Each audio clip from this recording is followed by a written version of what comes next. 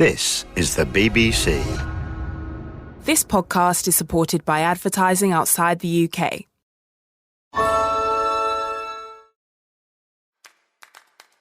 Balancing the needs of your business and your employees has never been more important.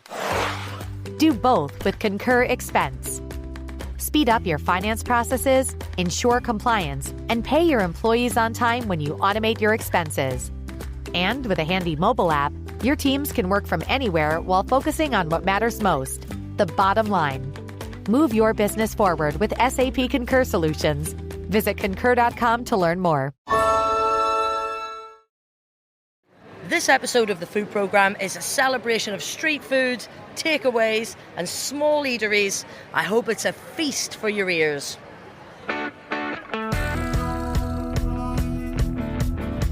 Street food and takeaways, they're the backbone of eating out. A treat that's still affordable in the toughest of economic times. I'm Sam Evans. And I'm Shauna Guinn. Welcome to the food programme. In this episode, we're celebrating 3 finalists in the BBC Food and Farming Awards. It's a special category for us, the category for Best Street Food, Takeaway and Small Eateries. We won this award a few years back in 2015, and it's fair to say it changed our lives. Here's a snippet of the moment we found out that we'd won for our barbecue and smokehouse. The winner is the Hang Fire Smokehouse in Cardiff. We played the banjo and the harmonica for years, and whenever we quit our jobs, we went to America, and we're travelling around the deep south of America, and I downloaded all of the BBC Food podcasts, and we were listening to you, Sheila, and we'd drive around America, and you'd say, hello, this is the food programme, I'm Sheila Dillon, and we'd say, hello, Sheila. I'm so flattered.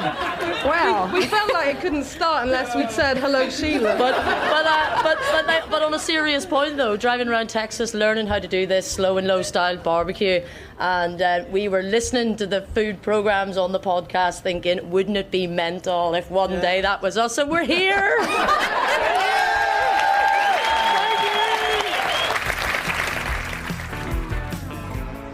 Gosh, that really brings it back. Since then, we've had our own TV show on BBC Wales. We opened an award-winning restaurant. You know, it just goes to show that this award really does change people's lives. So I can remember the judges meeting when they came to see us and jumped out of the car to come and visit our little smokehouse. And here we are, we've jumped off the tube, and we're actually the judges. First stop is London's Borough Market, a place with remarkable history stretching back centuries. And it is vast. We're talking 100 stalls covering more than 4 acres. You know, it's got a real vibrancy about it. But how does a food store stand out in such a competitive space? So we're here to visit one business that's really made its mark. It's called Joli, and it's one of our street food finalists this year. It's a family-owned firm which specialises in traditional Malaysian clay pot cooking. Nominations for Joli came pouring in. People told us that their dishes were the perfect pick-me-up and that they were addicted to the food. And apparently they don't skimp on portions, which I'm obviously delighted about, and there's always a queue. Let's get in the queue. Let's go.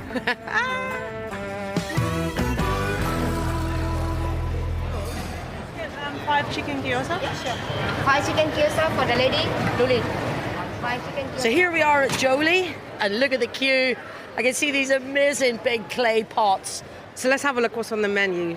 Beef rendang, delicious. Singapore laksa, yum. Clay pot prawns, Sean's, they'll be good. It all smells delicious. Right, bibimbap and chicken gyoza. Thank you very much. So this place has been serving Malaysian food since 2009. And we're here to meet the woman at the helm, Selena Campbell. Hi! Hello! Nice to meet you. Nice to meet you. Well, congratulations on being one of the finalists. How are you feeling? I'm feeling a bit anxious. I'm sure it'll be Selena, good. if that smile is as good as the food, we're in for a treat. What have you got in store for us? Okay, today we have the beef rendang, which is the beef are locally sourced from the local farm. Everything is locally sourced within less than 60 miles. I also have jackfruit. Unfortunately, we don't grow jackfruit in England. So I have to flown it all the way from Thailand. Yeah. But I have a supplier who's a local supplier for the past 60 years. So I took the jackfruit from them, and then we use local flour from Grove Farm. So we use everything locally as much as we can. So it's like global flavors. Global flavor with local ingredients. Local ingredient. It smells delicious already. And I have the dumplings, which is the best seller. I have chicken dumpling and vegan dumpling. Chicken dumpling and vegan dumpling is we learn it from our parents. So my brother do the Shanghai recipe for the vegan one, and then I do the chicken ones, which is the Japanese recipe. So these are the clay pots on the front. Yes. They're sat on sort of like, I guess, little electric warmers. What difference does cooking in a clay pot make to the food? Clay pot cooking make the food more alkaline. So it's actually very good for your health. The consistency and the softness and the heat distribution, everything is very, very important to use that. Where did the name come from?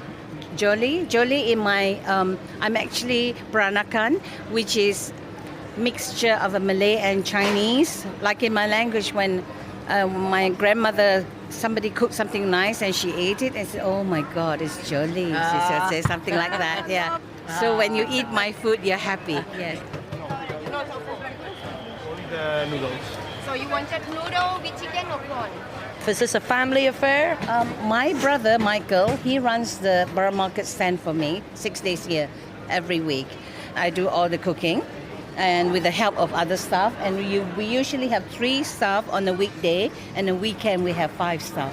But I'm looking like at a rainbow of produce here. We've got broccoli, we've got some bok choy, tofu, fried tofu, which I love.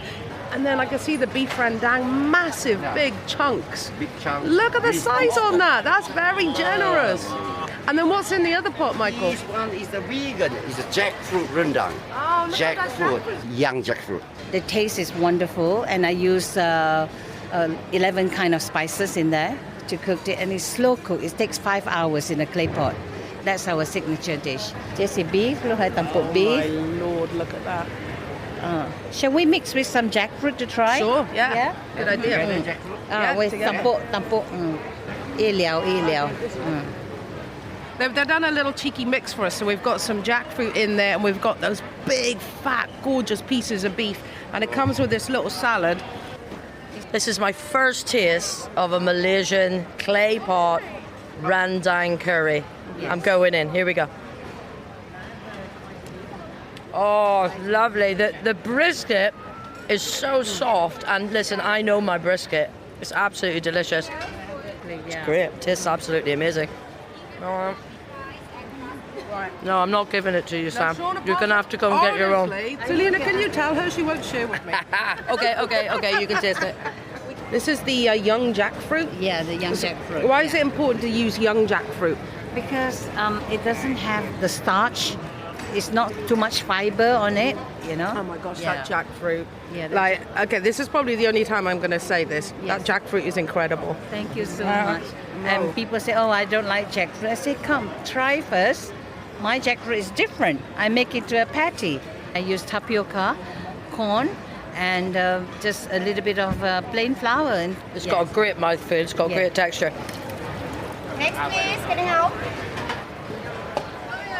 Just before you get your food, can I ask you why you keep coming back to Joli's to eat?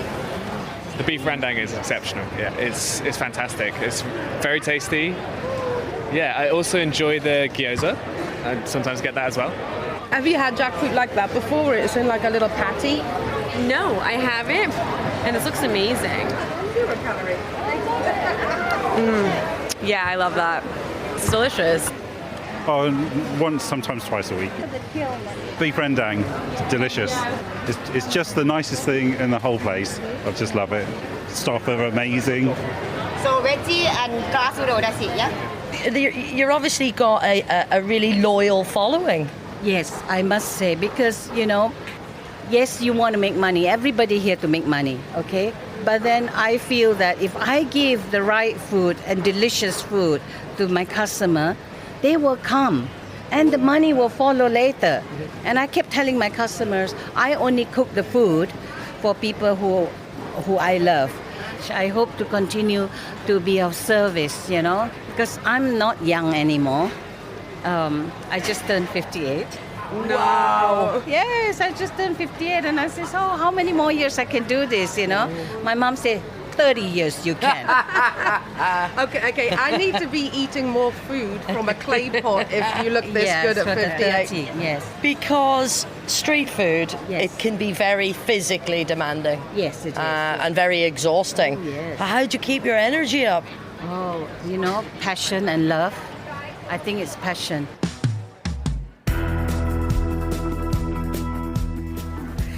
Our quest for best street food has brought us to Wales, the land of my fathers, and a place which is dear to both our hearts. So we're at a venue which from the outside looks an unlikely place for foodies. It's a church hall in Cardiff, part of St Luke's Church. According to the people who nominated them, this is the place that makes legendary parathas and invented the naanwich. So we're here to meet the cooks at Maasi's, who, we're told, are changing the way Pakistani women are seen in the community. You'd probably walk past it if it wasn't for this big sign that says breakfast, lunch, brunch, and I, for one, cannot wait to get in and meet Sabrina and her team. And eat samosas. Lots and lots and lots of samosas, please. Maybe you've learned how to make a proper samosa. That would be good.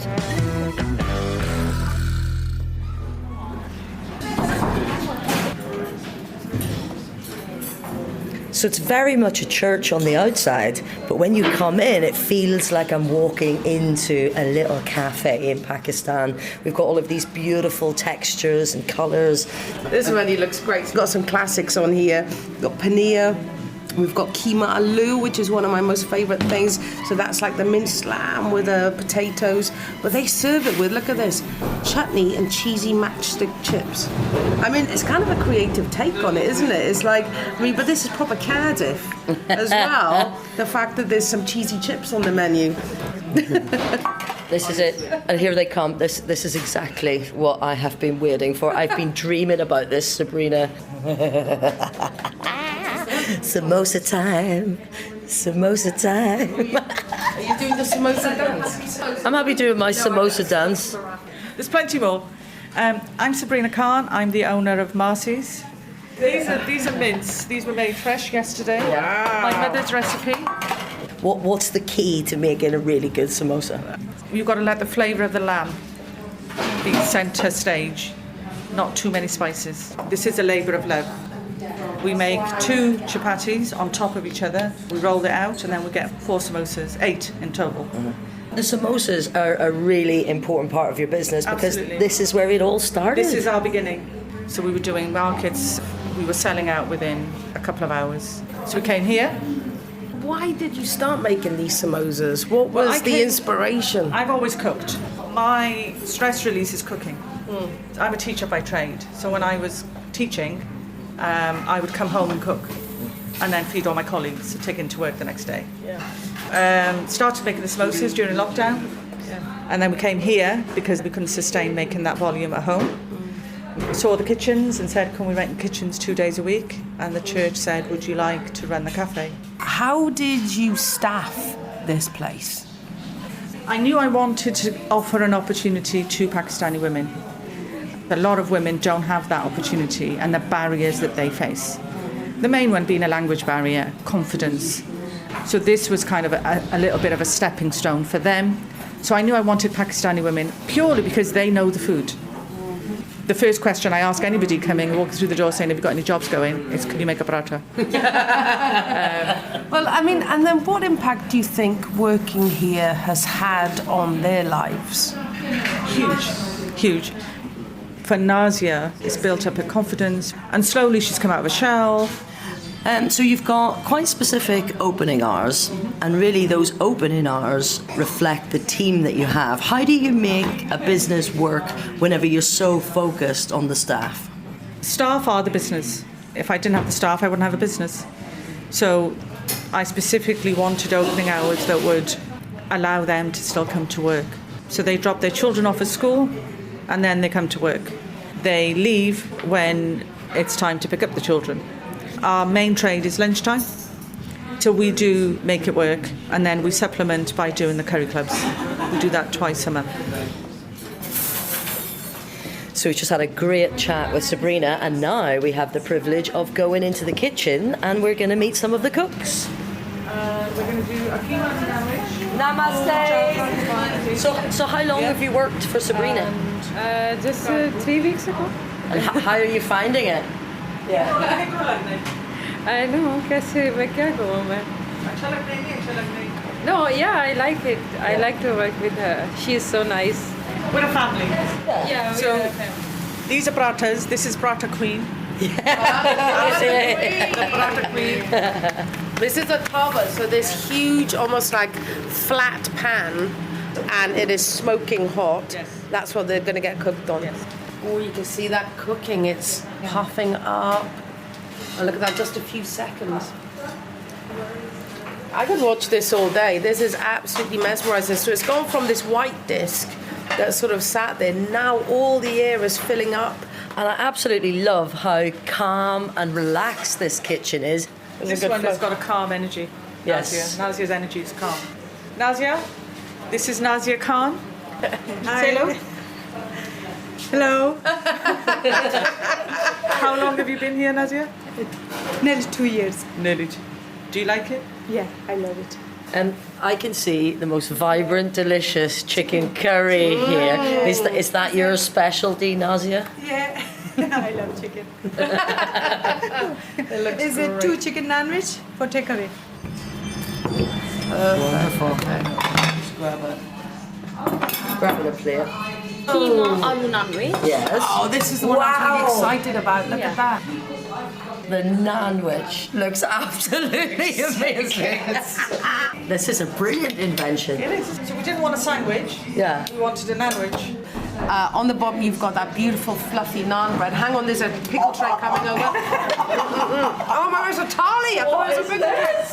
So, this is a thali. So you've got paneer. Paneer is cooked in like a coconut flavour.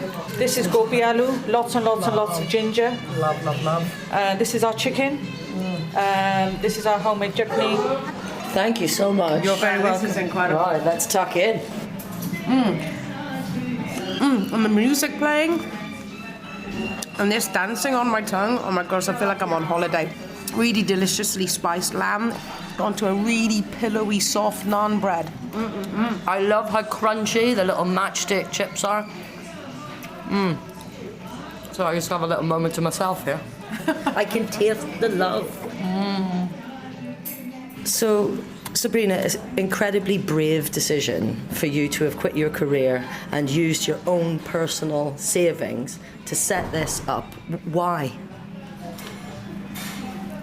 One, I had the belief that this would work, but I also wanted this to be a vehicle to give women like me an opportunity to break free of some of the shackles, some of the confines of the culture that we grow up in.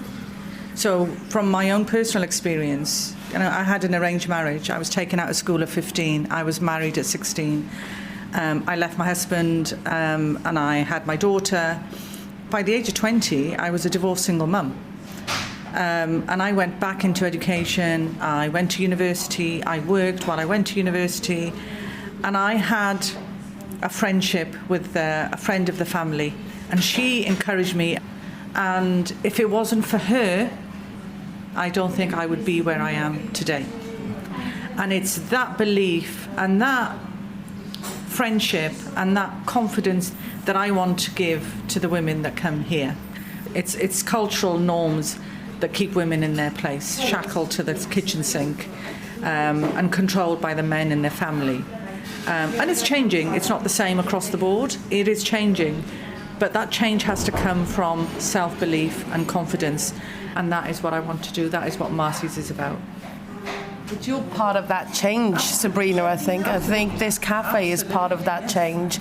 Although the food is delicious, it's more than that. You know, this is a cultural shift that you're trying to create in your own community. Yeah. We're educating people on what real Pakistani food is.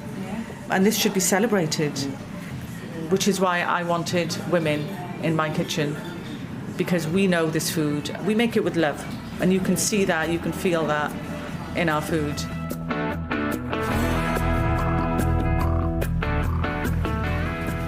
We're back in London for our third finalist in the street food, takeaway and small eatery category of this year's BBC Food and Farming Awards. So we've headed east to an industrial estate in the Lee Valley. This business has sustainability at its core. It's a takeaway which has been delivering curries for 5 years, and it claims to be plastic and emission free. It's called DabbaDrop, and according to its fans, the food is as wholesome as its environmental credentials. Unlike our other two finalists, there are no menu boards or customers queuing here for their lunch. This is an online subscription business. We're about to meet the entrepreneurs behind this venture, Rooney and Anshu. How you doing? All right, Shauna. Nice to meet you. Oh, we found you. We found you. Here we go. And here's the dabbas. Here's the dabbas. I would have called these tiffins, but it's the same thing, right? Tiffin is it's another name for a dabba. Dabba literally means box in Hindi. You get dabba wallas? Yeah, wala is somebody who does something, and in this case, delivers the dabba. I'm unsure who job. I'm Renee Williams. This is where the hard work Yes, happens. we've got a little team here. This is our commercial kitchen. So it's where the magic happens. All the food gets cooked here, fresh from scratch every week. We have 9 rotating menus, so the menu changes every week. Yeah. So each dabba feeds 2 people. It's got 4 tiers to it. Can I open this? Absolutely. This is... Okay, on the side. So these are metal tins, because usually whenever people get an Indian takeaway, it's always in those plastic tubs, or even worse, polystyrene. So when you order your curry, it gets delivered in these tins by our cyclist on an emission-free vehicle. You eat the curry, and then the next time you get one of the deliveries, a fresh tin will come to you. You'll give the empty back to the cyclist. It comes back to our kitchen to be washed, sterilised, and the food goes back in and out to another customer. So it's a circle of good. So how many plastic containers do you think you've saved from landfill? It's over 270,000. Wow. Since we've been going since 2018. The thing about these dabbas is they look so beautiful and so aesthetically pleasing. I wouldn't want to give mine back. But then you won't get it refilled. I think that's the point. You're going to have to go curryless if you don't give it back. This is a very specific business model. How did you come up with this idea? We used to often get together for Friday night takeaways, and it often arrived on a noisy scooter, waking the kids up in a puff of smoke, and the polystyrene or plastic boxes, the chopped up onions in that little plastic bag. The warm ones. The warm ones, yes. The hot salad. So, we were looking for something different to do with our lives. So we were like, after a bottle of wine or so, we were like, let's make a difference. Let's change the way we take away. So we set about creating DabbaDrop, and we were inspired by the Dabba Wallas of Mumbai, which is where I'm from. We love the dabbas. It's a great design. It obviously holds everything in place. But also each tier provides a different element to a meal. There's a dry and a wet and a sour and a sweet. So it kind of all comes together on a plate. So we use that as inspiration to create what it is today. And, one of the main things we wanted to change along with the packaging is to bring delicious, home-cooked, nutritious food to the tables of London.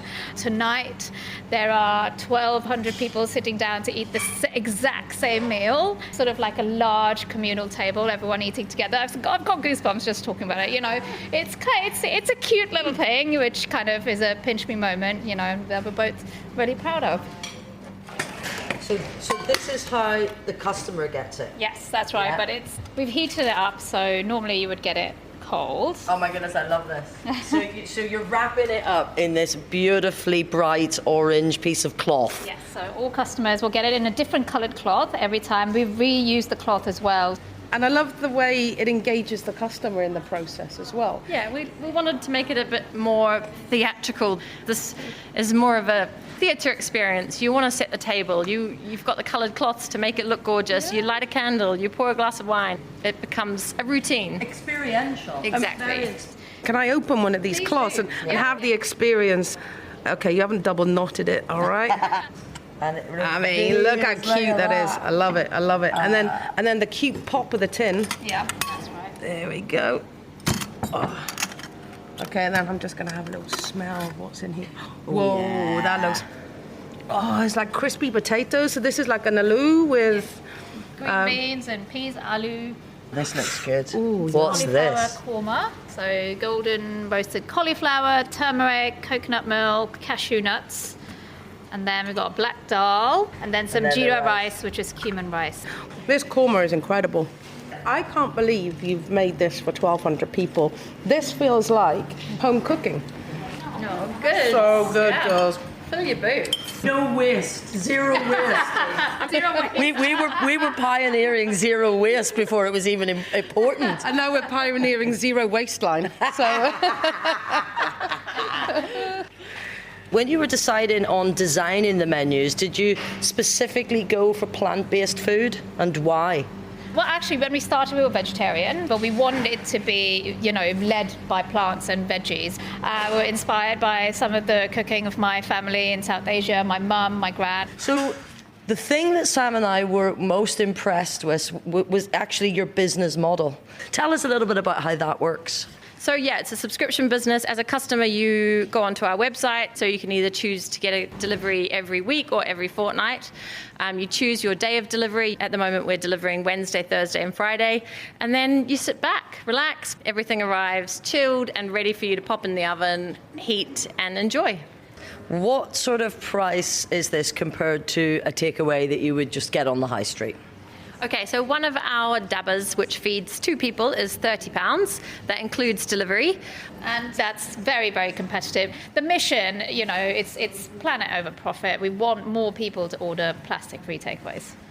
How does the subscription model help you manage waste? So the model only works because it's a subscription model. It's a closed-loop model, so there's no packaging waste at all. I don't know how we would be able to use the Tiffintons, the dabbas, if we weren't doing the subscription model. It would be a lot more of a logistical nightmare than it already is. Yeah. But it almost feeds itself because you'll have your orders in. There's zero waste. You're making Absolutely. 1,200 curries. You know. We know exactly how many people we're cooking for every week. Before we place our orders. So there's very little, if any, food waste at all. Here they all come back. Hello, you're our Dabba Wali. Mio's one of the cyclists that works directly for us, so they own their own electric cargo bike. They love it. They cycle around London everywhere.